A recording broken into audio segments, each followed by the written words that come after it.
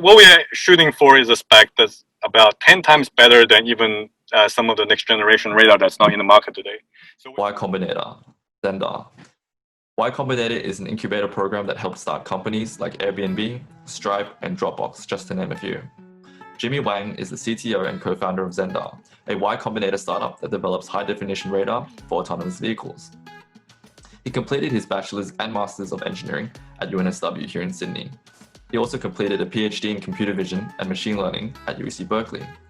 Jimmy was an engineer for almost 10 years in the field of computer vision before deciding to co-found his own startup, Zendar. We are really excited to have Jimmy here today to discuss his journey about startups, engineering, and how he got to where he is today. Hey Jimmy, thank you so much for joining us here today. Yeah, thank you so much for inviting me. Cool. So we'll start off with a bit of an introduction about yourself. Please introduce what you do and what your current role is. Sure. So I think that you already gave a very good background of what I do and who I am. So my name is Jimmy. I'm a computer scientist, and right now I actually make radar for cars. Cool. So do you want to give us an introduction of what Zendar does specifically? Of course. So at Zendar, we're trying to make the highest resolution radar for automotive cars. So this is for this is particularly for cars that going to have advanced ADAS features. So that is cars that can kind of either guide themselves down the road or fix cars that can react to various different situations. For example, not trying to not hit a child or not hit any road obstacles and things like that. So think of that as the Tesla autopilot of the world, but except that it's more safer. Wow, cool. That's very interesting stuff. So a bit about your profession. How much time do you spend on your job, and what's that work-life balance like for you? That's a good question. I think that, typically, I guess we usually work about 11, 12 hours. Maybe we're trying to do 5 days, but sometimes 6. So, yeah. Yeah, so it's very fluid. I'm guessing there's no set amount of time that you spend each day. There's more some days and more some weeks. Yeah, I mean, I think that a lot of times we've been, actually I try to go to the office every day. So even in lockdown, so I tend to spend a big chunk of time at work, and I try to not do so much work at home. Right. But sometimes you can't help it. For a long time, I didn't actually have a computer at home just to prevent me from doing that. But recently I do. So. Oh, okay, that's great. So we mentioned that you have several degrees in the field of engineering. We want to know how you got into this field in the first place. So what made you choose to study a bachelor and a master's in engineering? Yeah, that's actually an interesting question. So I actually got there completely by luck, I would say. When we are graduating from high school, we're trying to all brainstorm about what to do, and computer engineering was something that excites me just because I like computers. I obviously didn't know much about what computer engineering actually is, so I thought, why not? And computer science back then was pretty hot, so we chose computer engineering. And when you look at what else is there? There is biomedical engineering, and turns out the University of New South Wales offered a dual degree that with 1 extra year you get a master of biomedical engineering. Then I thought, well, that seems to be a really nice kind of deal. So I just decided on that. Right. So that's how you got into the bachelor's. So did you find out engineering was something that you were good at, or you were very interested in to straight up pursue a master's in engineering as well? Yeah. So now that I know that I'm actually pretty good at engineering, and I think there's various different traits of my personality that actually fits well to engineering. I wouldn't say that back then I would have known what I'm good at or what I didn't good at, what wasn't good at. So but does that answer your question? Yeah, of course. So after your master's, right, you went overseas to Berkeley for your PhD after graduating UNSW. Did you look for any jobs before heading to Berkeley, or did you know for sure that you wanted to study a PhD? Yeah, so I think the reasoning that I went to Berkeley, or rather want to do a PhD elsewhere, is that when I was actually in university, I really liked the computer vision and the image processing part of the field. And then I looked at what can I do with that kind of job, with that kind of specialties in Australia, and turns out there's only 3 different places that that will hire people with that kind of specialties, and every year they might hire maybe on the order of 5 to 10 people, and so then I made the decision that since you want to go into that want to get a job in one of these companies, you really need to be a top student, and I wasn't. So I thought, then maybe I will try to do a PhD elsewhere, and maybe that will give them more chance. And so then I have a couple of advisors that came from Berkeley that highly recommended me to go there, and needless to say, I learned a lot from them. So that's why I applied to Berkeley, and luckily I got into Berkeley. Oh, that's amazing. Must have been an amazing experience to go to Berkeley.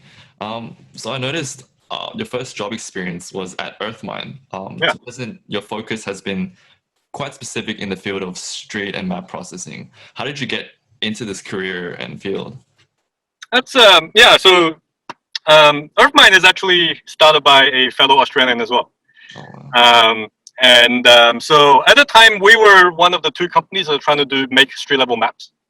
And so at the time, they were looking for someone who knows computer vision to able to process, to help them process these camera images to form 3D information. And I applied, and I got the job. And I was actually working there as a summer intern while I was doing my PhD, and I continued to work with them towards after I graduate. And eventually, we got acquired by Nokia. And then so that's how I started my job. And yeah. Cool. So at what point, after working in this field for quite a few years, at what point did you decide to want to start your own company, and why was that? That's actually, again, pure luck, I would say. We were working at Nokia for about 3-4 years, and so I decided to take a little bit of time break from Nokia, so I resigned from the post. I took about almost a year off, trying to work with, trying to figure out what do I want to do. Right. And there were several ideas there, and then self-driving car at that time was becoming a thing. There's a lot of people who started to work on self-driving car. So then I joined actually another company called AutoX. I was only there for a short amount of time when a friend of mine, who is my co-founder, he approached me and said, "Hey, I really want to do this high-resolution radar, and I need someone to work with me." So, and I said, "Sure." Then we start brainstorming about how to make a high-definition radar on a car that no one has ever done before. We came up with an idea. Then we kind of applied to YC, and luckily YC actually somehow thought that it's a good idea. I don't know how, but they did, and that's how we started. Right. But just to make sure that I think when we approached YC, most other people had revenue. They might have a prototype of some sort. We didn't have anything. And in a time, I think that when we first started, there wasn't even a radar on the market that we can buy. Oh, so we thought that we have to go make our own radar, which is now that from what I know now, that's almost impossible. And we were lucky enough that TI started selling the radar almost about just a month after we got into YC. So I think we got really lucky there. So it seems like the Y-Combinator program was quite important to your startup. Can you detail into the selection process and what it was like, applying into the program? Right. So Y-Combinator, Y-Combinator, as you said, is an incubator.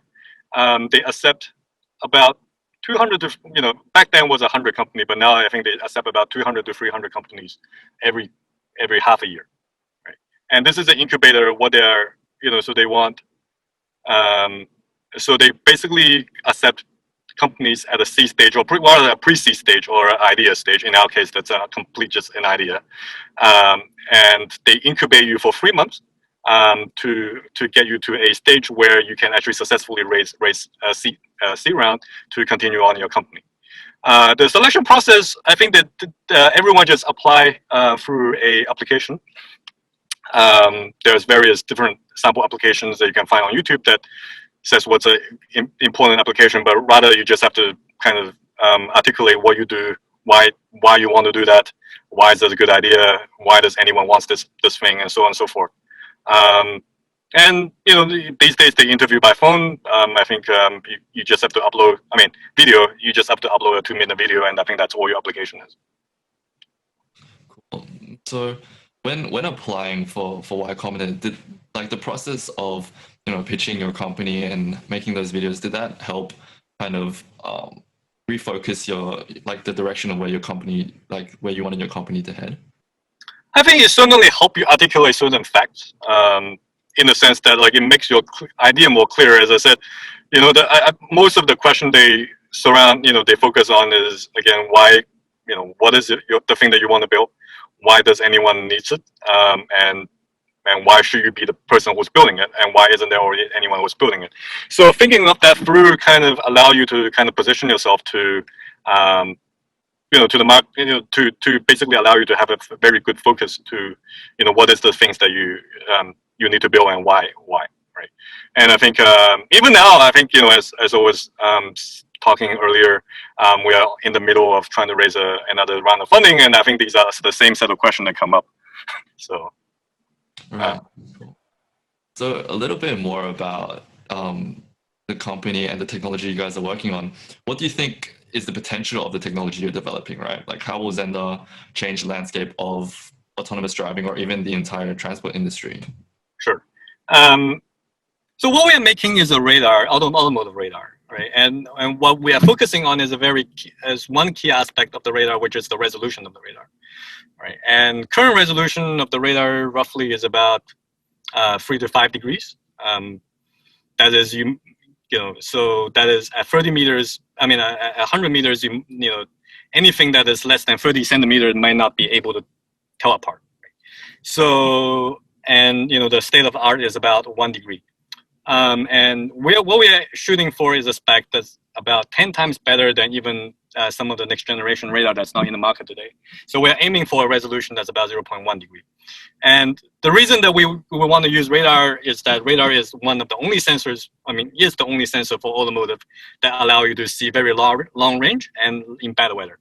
And we believe that all autonomy need to be able to see in bad weather and basically to see in all conditions. And that's why we are working on this product. And obviously radar also have some other nice nice kind of properties, like it's easy to manufacture, it's cheap, it's robust, it can be mounted under the bumper, it doesn't need to be, it can be painted over and so on and so forth. So what we are focusing on is having a high resolution radar that can allow you to perform high, autonomy or safety features that ultimately will make the car more smarter and also safer. That's all very that's very that's all very interesting stuff. So thank you. From my understanding, there are a lot of firms that are trying to develop vision technology for autonomous driving, namely firms like Mobileye. What sets your company apart from them? Right. So I can give you the longer version of the story. I guess the shorter version is Mobileye surely have been focusing mostly on camera vision. I think they're trying to do some integration with existing radar sensors. And what we're developing is basically a new radar kind of system that something like the Mobileye can actually leverage their they can build something like the Mobileye can actually leverage our radar to build a better kind of detection pipeline for better kind of output and more robust output.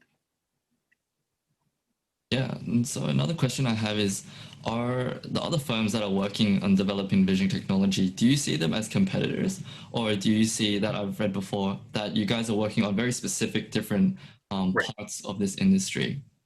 Yeah, we don't actually see any of them as competitors. I mean, even we're talking about radar sensing itself, right? I think if you look at all the companies who are doing radar sensing, everyone has a slightly different angle. We might actually be improving two different parts of the same product, right? So, for example, some radar company are making better chips. They're making better chipsets. They're making, some companies are making better antenna structures. Some companies are making better modulation schemes. And we are basically a system. We are basically coming at a system level, radar system level design to basically get higher resolution out of that. So I think we all can play together in the market to get the best out of a radar system. So what do you think is your ultimate vision for the company? Are you guys looking to be ultimately acquired by a larger firm, or do you guys want to stay independent in the long run? Yeah, I mean, I think that's, the first part will be a little bit hard to like shoot for. I mean, it's almost very hard to kind of aim that you need to be buy out by someone else, in the sense that it will probably shoehorn into some very kind of narrow focus. So we're always aiming to kind of trying to bring the product into the market, right? And what happens along the road, that's based on what the market needs to decide. But our goal is to basically bring this market all the way into production. That goes into a car. Right, that sounds like amazing work. So you've obviously had quite an amazing career so far. I'd like to know how you progressed through that career. So did you have any mentors while progressing through your career? Yeah, I would say the CEO for EarthMine, his name is John Ristevsky. So he has helped me a lot, well, in the earlier part of my actual career. I mean, obviously that before that, I think my advisor, PhD advisor, Bruno Oshausen, who also helped me a lot. He definitely taught me a lot of things that otherwise I wouldn't know today. But in my professional career, John actually guided me through a lot. He was the CEO for EarthMine, and he was my boss in Nokia. So I kind of got a lot of help from him to kind of progress through my ladder. So you can attribute like a lot of your success through like the help of your mentor, right? And so what is one of the most valuable lessons and experiences that you learned through your mentors? Yeah, so I think that's two parts of it. Yeah, so let me talk about maybe my PhD advisor for a little bit. I think I really owe him quite a lot in terms of teaching me a lot of things that in the area of signal processing, in the area of image processing, and also in the area of neuroscience. I distinctly remember when I first came to Berkeley. He was also a fresh.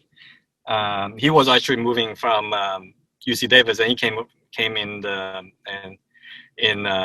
to Berkeley back in 2005, and I was his only student back then, as a rotation student. I think maybe me and another person. And he didn't have an office at that time, so he was just sitting right next to me. And every day he would just keep teaching me some random stuff, like new stuff, like he's like, hey, this signal processing thing goes like that.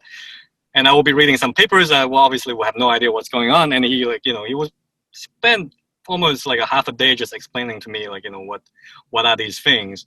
And every month I was asked to present something. Obviously, we present some complete garbage. And he would actually sit down, listen to this thing, and back, and knowing that this thing actually completely didn't make sense, right? But he's the kind of person who will turn this thing into something that's useful. And he will be like, this is, he wouldn't tell you that this is complete garbage. You kind of knew that. But he will be like, yeah, this thing, yeah, that thing doesn't kind of work very well, but maybe you can think of this another way, or maybe, and this will actually be a thing. So, I think he spent a lot of time teaching basically every single student of his. And I'm very grateful for that. Wow, it seems like you guys had a really good relationship and that was very helpful to you. And so now it seems like you're in a position where you could give advice from the position of a mentor. And so my question is, when you're looking to hire engineers for your team or just people to join your team, what do you look for in a candidate? Yeah, I think a lot of what we're looking for is the ability to independently think about the problem, able to kind of reason about the problem, able to actually come up with what is the actual problem you're trying to solve. That's the first step. And second is to able to devise some method that solve it. I think the first part is actually way more important than the second, and so that's usually what we are trying to look for. So, if you could travel back in time, right, what advice would you give to your 20-year-old self? And would you do anything differently throughout your career? That's a good question. I would actually, I would have to actually fairly, obviously there is something, what I don't know is what I don't know, but I actually don't think that I have that many regrets in my career. And I would actually have to say that I'm fairly lucky, and all the big steps all the big turning point kind of all turned out well for me. So yeah, I don't think that I'm actually going to say anything, make any different choices. I actually do think that I was pretty lucky that all the stars kind of align in that direction. That's great. So, in 2020, like a lot of students are graduating, they're stressing over finding jobs. Do you have any tips of finding a job in your industry for graduates in 2020? Yeah, I would think, I think I would say, I would definitely say apply to as many jobs as you can. Be prepared for every interview. Every interview is different. Whether you apply for a big company or a small company, they all have different procedures. So make sure that you actually know what is the procedure, what is being expected from you. I would say just go through every interview, and hopefully you will find something. I think there are a lot of companies still hiring, so I think that it's hopeful that some people can eventually get a job. Thank you so much. That's really great advice. So here ends our discussion today with Jimmy.